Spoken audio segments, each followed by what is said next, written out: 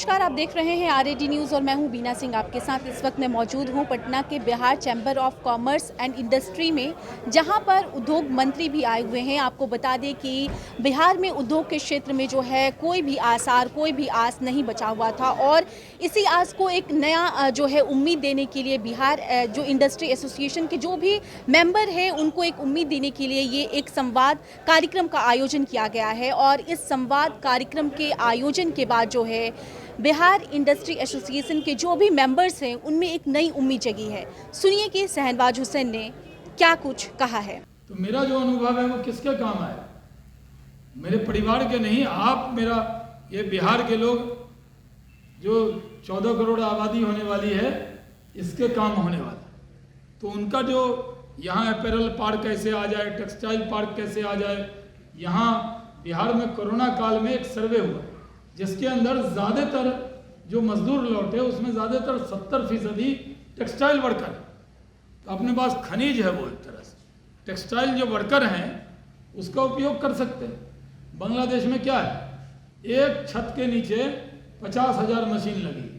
तो जो बड़ी कंपनी वाला इंडिया में जितना शर्ट पहनना ज़्यादातर वहीं बन के आ रहा है। हम चाहेंगे कि जब हमारे पास स्किल लेबर है, दर्जी हैं, तो अगर हम एक साथ मान लीजिए यहाँ मशीन 10,000 लगा दें तो सबसे ज़्यादा रोजगार देने वाला अगर कोई क्षेत्र होगा तो वो टेक्सटाइल का हो। हम उसको करने वाले। हम लोगों ने तय किया है कि जो कीमती ज़मीन है शहरों, जैसे पहले कमिश्नरी हेडक्वार्टर प्राइम लैंड है हमारी, खादी ग्राम उद्योग की, संघ की, हमारी बोर्ड की, उन सब में पटना के तर्ज पर खादी मॉल बनाने जा रहे हैं। यानी जो बुनकर बनाएगा उसको मार्केट हम उपलब्ध कराने जा रहे हैं। यानी पटना के खादी मॉल में भी बिकेगा, सब जगह जाए, उसकी कोशिश कर रहे हैं। दिल्ली हाट के तर्ज पर जहाँ ज़्यादा ज़मीन है, पहला तय किया कि दरभंगा में दरभंगा हाट बनाएंगे, आगे में अपना खादी मॉल बनाएंगे, पीछे में बुनकर के लिए ट्रेनिंग के लिए बनाएंगे, मधुबनी पेंटिंग सिखाएंगे। वहाँ पे एक पोखर है, राजा दरभंगा ने दिया था। जो ज़मीन बची हुई है पोखर को भी सुंदर बनाएंगे, शाम में लोग टहलेंगे, पोखर के किनारे बैठेंगे और परिवार सहित आएंगे तो परिवार का दबाव रहेगा, चलिए कुछ एक साड़ी खरीद दीजिए, इतना बढ़िया खादी मॉल है बगल, तो वो भी हो जाए, उसको जोड़ेंगे। तो वो भी करने जा रहे हैं। हमने जितने विधायक हैं, पहले हमने तय किया कि जो महिला विधायक हैं उनको चिट्ठी जा रही है कि होली पर आप यहाँ खादी मॉल से गरीबों के नेता, गरीबों के मसीहा, ये सब कितना नारा लगता है विधायक जी लोग। तो पहले जो गरीब कपड़ा बना रहा है, बड़े बड़े सेठ जी वाला कपड़ा पहनिएगा, और जो गरीब बना रहा है वो कपड़ा आप नहीं पहनेंगे। मेक इन बिहार, तो मेक इन बिहार के लिए उनको आमंत्रित कर रहे हैं कि होली की खरीदारी अपने अकाउंट से आकर यहाँ कीजिए। कहीं ऐसा ना लोग समझें कि उद्योग मंत्री जी यहीं बुला रहे हैं। तो उनको भी कहा, तो श्रेयसी जी को कहा कि सारे महिला जो MLA MLC उनको लेकर जाइए, और मयूख जी के जिम्मे ये काम लगाया कि जितने पुरुष विधायक हैं उनको लेके जाए। आज मुकेश सहनी जो हैं वो आज खादी गए कि नहीं? हाँ, मैंने उनको भी कल, हम लोग ने मुकेश जी का इंतज़ार किया तो कल वो नहीं आए, तो एक विधायक जी आ गए। हाँ नहीं, और तो हमने वही बुके से उनका स्वागत किया जो विधायक जी जा रहे हैं। क्योंकि विधायक के एक क्षेत्र का रिप्रेजेंटेटिव होता है, ब्रांड एम्बेसडर होता है। आप कल देखते हैं कोई गाड़ी खरीदे विधायक जी तो सब लोग वही खरीदने लगता है। पता लगा विधायक जी कहाँ जा रहे हैं। ये हमारे यहाँ जो खादी मॉल में शर्ट है उस पर जो जैकेट है हल्का गांधी जी का चरखा लगा के वो डेवलप कर रहे हैं। और जब आप विधानसभा में जाइए, बुनकर और गरीब की बात करते हैं तो जरा पहन के जाइए, जैकेट के ऊपर भी उसको डिज़ाइन करा रहे। जो बिहार सरकार के मंत्री हैं, यानी सबको बिहार का ब्रांड एम्बेसडर बना रहे हैं, उनको भी भेज रहे हैं। आपको लगेगा कि सिर्फ हम बड़ी बड़ी बात कर रहे हैं, बड़ी नहीं, छोटी छोटी बात, जीविका दीदी से लेकर गांव में मधुबनी और मंजूषा पेंटिंग बनाने वाले, उसकी भी चिंता कर रहे हैं। हम लोगों ने कोरोना काल में जो मुख्यमंत्री जी ने क्लस्टर योजना शुरू की, हमने हर जिले में 50 लाख रुपए दिए।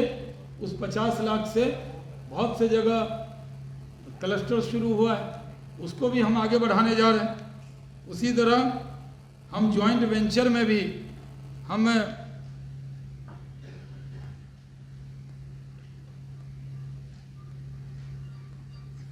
हमारे यहाँ मुकेश सहनी जी आज जाने वाले थे, लेकिन वो मीटिंग हो गई सीएम साहब के यहाँ, तो वो आज नहीं जाएंगे। अब कल फिर एक हम स्वागत के लिए खड़े रहेंगे। तो अभी होली पर मनोज जी आपके भी जिम्मे है, विधानसभा में आपके जिम्मे दिया ये काम। विधान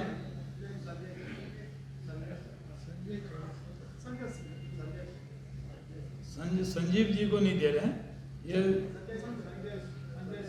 संजय सिंह जी हैं हमारे उद्योग मंच जो हमारा पार्टी का है, उसके अध्यक्ष हैं, विधायक हैं, मशहूर जगह से हैं, लालगंज से, तो उसके लिए भी करने वाले हैं। मैं लास्ट में अपने एक टॉपिक पे, मेरे जो बिहार का अभी नया टॉपिक बना उस पे लास्ट में आता हूँ। अब ज़्यादा परेशान मत होइए, वो जो अभी नाश्ता शुरू होने वाला है तो वो दिखा के ले गया, तो कई लोग कह रहे थे ये भाषण दे रहा, हमें तो खाने देता। लेकिन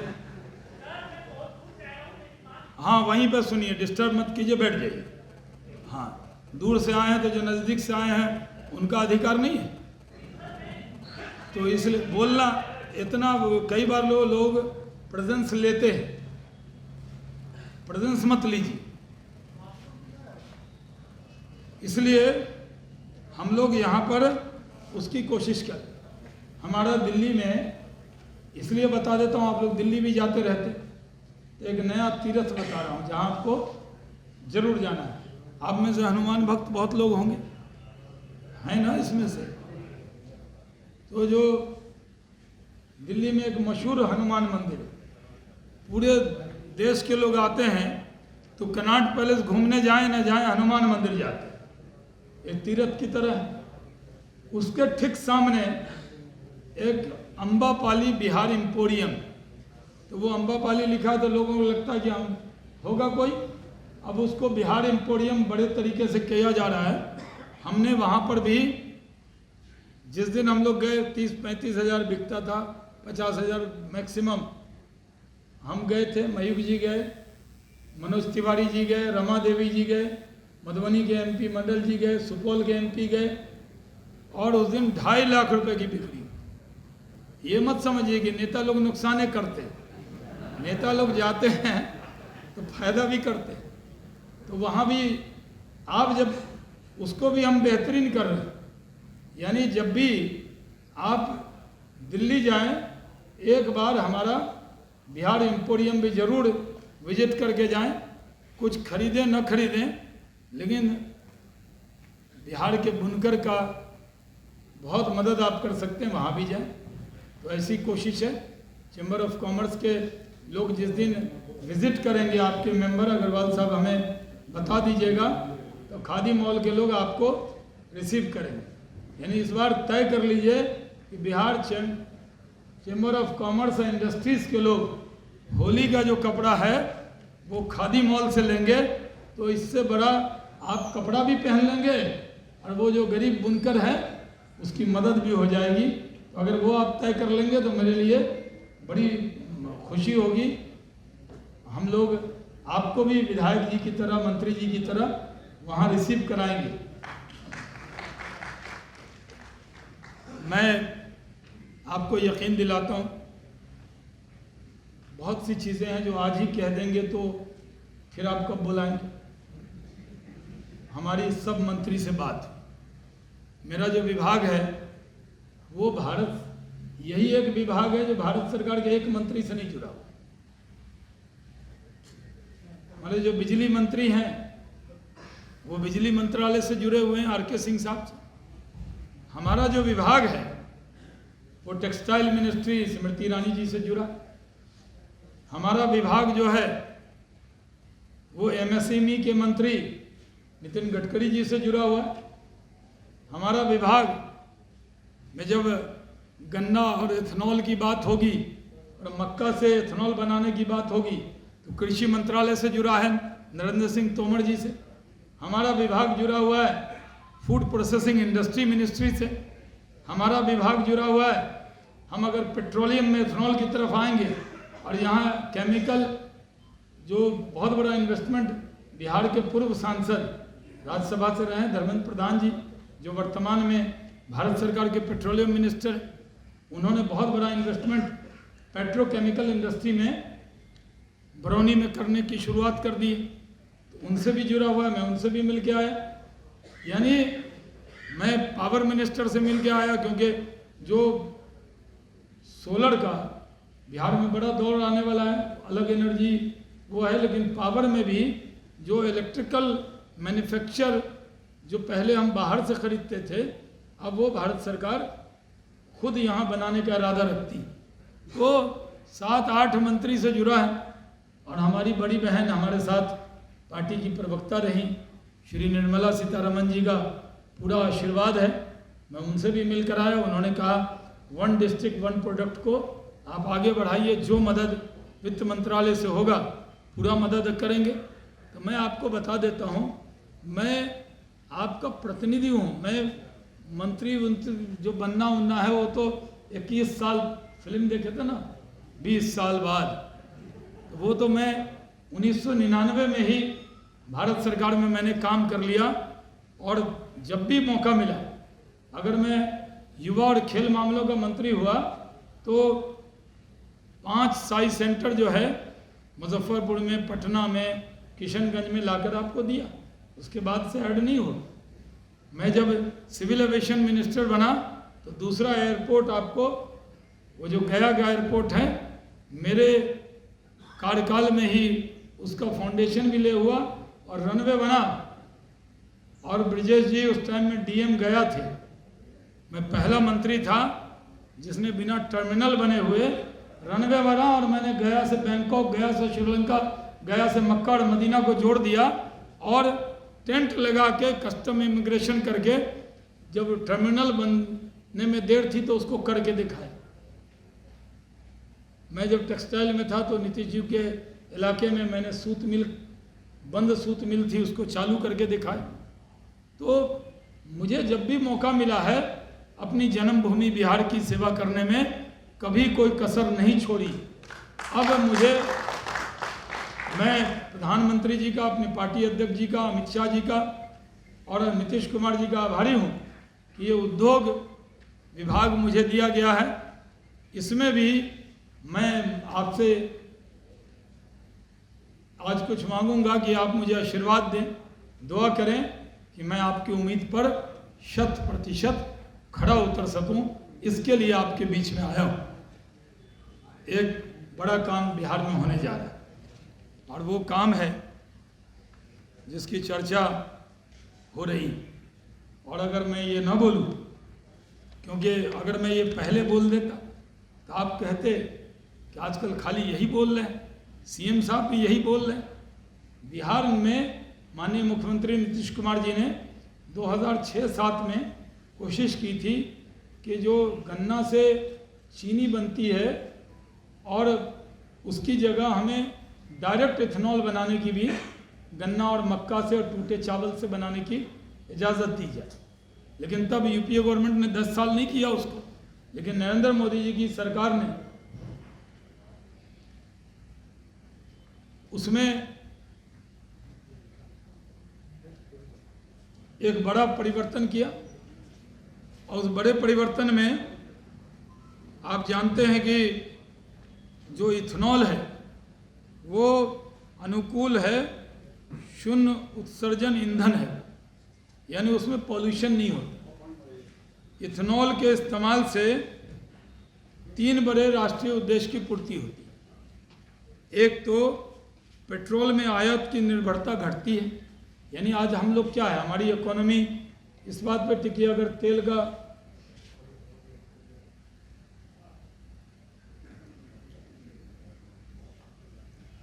तेल का कुआं होता तो हम लोग भी अरब के शेख होते।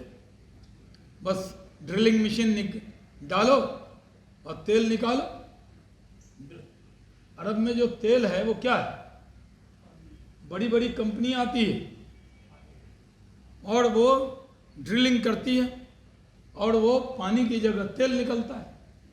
हमारे यहाँ तो कोसी में 10 फीट पर पानी निकल जाता है।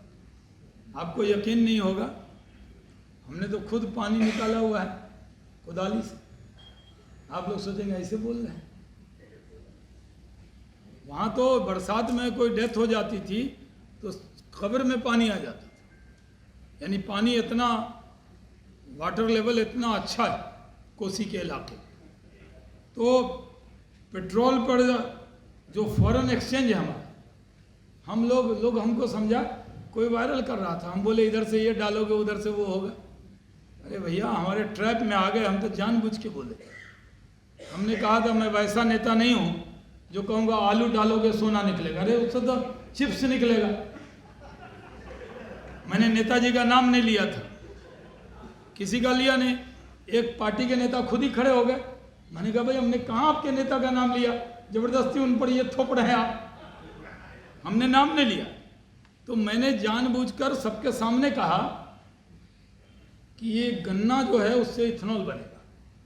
इथेनॉल बनेगा तो हम जो पेमेंट करते हैं पूरे दुनिया में, तेल जब खरीदते हैं तो डॉलर में करते हैं, और डॉलर जब देते हैं तो डॉलर का रेट बढ़ता है, फॉरेन एक्सचेंज है, तो हमारा जो फॉरेन एक्सचेंज रिजर्व है वो कम हो जाता है।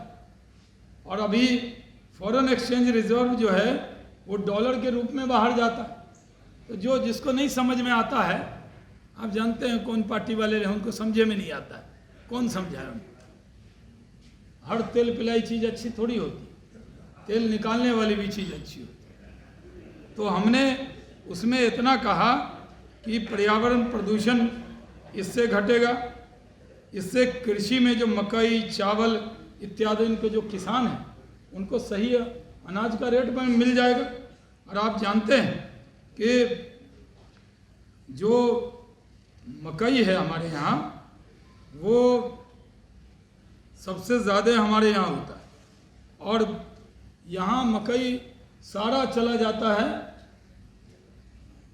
पंजाब में, हरियाणा में स्टार्च बनता है। आप जहाँ जाएंगे, कुर्सेला में, नौगछिया में, सहरसा में, मोतिहारी के इलाके में, मुजफ्फरपुर के इलाके में ट्रेन का ट्रेन जो है मालगाड़ी लेकर जाती। लेकिन जो हमारे मीडिया के साथी बैठे हैं उनसे मैं कहता हूँ कि बिहार इथेनॉल पॉलिसी बनाने वाला, सिर्फ इथेनॉल के लिए अलग से पॉलिसी बनाने वाला पहला राज्य बनने वाला है, और उसमें बहुत से इन्वेस्टर आने लगे। मैं आपसे भी कहता हूँ, उसमें जब वो पॉलिसी आ जाएगी तो चैम्बर ऑफ कॉमर्स को उसमें जो बिहार के लोग ज़्यादा से ज़्यादा आएँ उसके लिए अलग से कोई बैठक आपको करना चाहिए। हमारे अधिकारी उसमें आकर आपको पूरी मदद करने को तैयार हैं। और हम जब ये नई इथेनॉल पॉलिसी आएगी तो किसान का भी और उद्योगपति का भी, उद्यमी का भी बहुत बड़ा भला होने वाला है। आपने मुझे सम्मान दिया, Bihar chamber of commerce and industries में मुझे आपने बुलाया, और जिस तरह से आपने मुझे सम्मान दिया है, ये मेरे ऊपर आपका बहुत बड़ा एहसान है, करम है। मैं इसे सदा याद रखूँगा। मैं आज आपको एक चीज़ और देना चाहता हूँ। मैं महीने में एक दिन ना ब्रेकफास्ट, लंच, डिनर तीनों आपके कार्यालय में, चैम्बर ऑफ कॉमर्स में करना चाहता हूँ। एक दिन जो भी उद्यमी होंगे, हमारे अधिकारी भी जिस विभाग से रहेंगे उनको भी बुला लेंगे, ताकि आप ऑफिस का चक्कर ना काटना पड़े। हम आपके यहाँ आएंगे, जो आपके मेंबर हैं उनको आप तय कर लेंगे। इस दिन 5 जिले बुला लेंगे, अगले महीने 5 जिले बुला लेंगे, अब एक अगले महीने 10 जिले बुला लेंगे। आपके लोगों का मैं पूरा दिन बैठ के, यानी ऐसा नहीं कि थोड़ी देर के लिए आए, भाषण दिया, चले गए, इसलिए नहीं, मैं आपके साथ पूरा एक दिन, महीने में एक दिन आपका चैम्बर भी मुझे पसंद आया, तो उस पर नज़र नहीं है। मैं अपने जो बाहर के लोगों के लिए नहीं, आपके लिए भी रेड कारपेट वेलकम के लिए तैयार हूँ। मैंने तय किया है, हमारा जो भवन है जिसमें हम सब अधिकारी बैठते हैं, उसमें सरकारी खर्चे पे नहीं, लेकिन अपने फ्लोर पर रेड कारपेट लगवा देंगे। जब भी आप आएंगे आपको लगेगा कि हमारा यहाँ पर सम्मान होगा। आपका कोई अधिकारी अपमान करने का इरादा नहीं रखता। जो कठिनाइयाँ हैं, सुधार की गुंजाइश तो सब जगह रहती और वो रहेगी, हम वो भी आपका वेलकम करने वाले। ज़िलों में जब मैं कहीं जाऊंगा तो पहला information Bihar chamber of commerce industry को दूंगा, और आप बात करके अगर वहाँ के चैम्बर के लोग मुझसे मिलना चाहें तो उनको अलग से 1 घंटा, जब भी मेरा बिहार में कहीं भी दौरा होगा, तो ये थोड़े दिन बाद होने वाला है। मयूर जी इशारा कर रहे हैं कि मैं आसाम में, बंगाल में, केरल में, सब जगह मैं बीजेपी का स्टार कैंपेनर भी हूँ, तो मुझे चुनाव में भी जाना पड़ेगा। मतलब ये सारी व्यवस्था मई के बाद होगी, क्योंकि 24 मार्च तक तो असेंबली है, इसमें समय की कमी है। उसके बाद से मेरी राजनीतिक जिम्मेदारी और उसके बाद मेरी संवैधानिक जिम्मेदारी, जो बिहार में मेरी जिम्मेदारी मिली है। आप हम सब का सौभाग्य है कि एक बहुत एक्सपीरियंस, एक सौम्य सभ्य, एक अनुभव वाले व्यक्ति बिहार के मुख्यमंत्री हैं। उनके मंत्रिमंडल में मुझे काम का अवसर मिला है और वो मुझ पर पूरा भरोसा और विश्वास कर रहे हैं। उनका पूरा आशीर्वाद है, केंद्रीय नेतृत्व का पूरा आशीर्वाद है, Bihar chamber of commerce industry का भी आशीर्वाद रहेगा। तो हम सब मिलकर जो आपने सोचा है उसे ज़रूर पूरा करेंगे। जय हिंद।